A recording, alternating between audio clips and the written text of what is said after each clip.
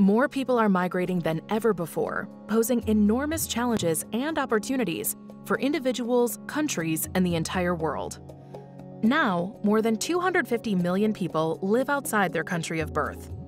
Most of them are economic migrants who leave their home countries seeking better jobs and economic opportunities abroad. They're also fleeing persecution, often blurring the line between economic migrants and refugees. But the distinction between the two has major consequences. In 1951, an international convention legally defined refugees as people who have fled their home country due to a well-founded fear of being persecuted because of their race, religion, nationality, or membership of a particular social group or political opinion.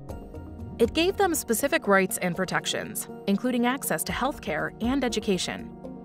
But this definition doesn't account for every refugee. Many people are increasingly displaced by natural disasters and climate change.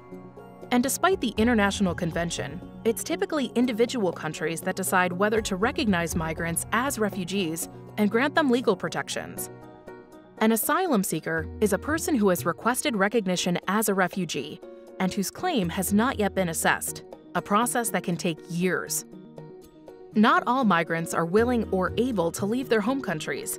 Internally displaced persons make up one of the largest migrant groups and are uniquely vulnerable. Home governments are responsible for protecting IDPs, but are often the very source of the conflict or persecution they're fleeing.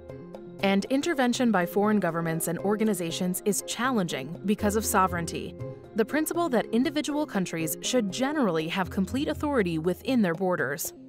Most countries focus their migration policies on controlling who enters, citing economics, values, and security concerns. A growing trend over the past few decades is the militarization of border security, as migrants are viewed as potential threats. On this front, many nations are following the example of the United States, which also performs extensive vetting of migrants, requiring comprehensive interviews and biometric testing. Beyond security, some policymakers object to immigrants on racial and religious grounds, but others welcome them, touting diversity and human rights. Still, critics of large-scale immigration say that migrants are a burden for government services and that they take jobs away from native-born workers.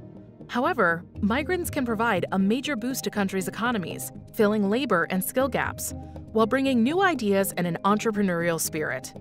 Over 40% of Fortune 500 companies were founded by immigrants or the children of immigrants. While the migrants' home countries may lose talented individuals, they benefit from money sent back to family and friends. The main organization working to address migration on an international level is the Office of the United Nations High Commissioner for Refugees, which aids and advocates for millions of refugees across the world.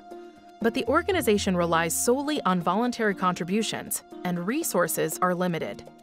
Some governments coordinate with each other on migration issues. In 2016, huge numbers of migrants were flowing from Syria through Turkey into Greece.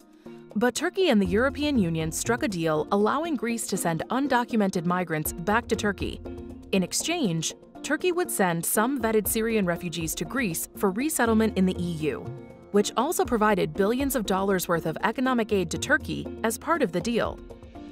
Still, as governments work together, their decisions must not only address whether and how to accept the incoming flows of migrants, but also other factors, including war, famine, and economic opportunity, that drive these millions of people to move in the first place.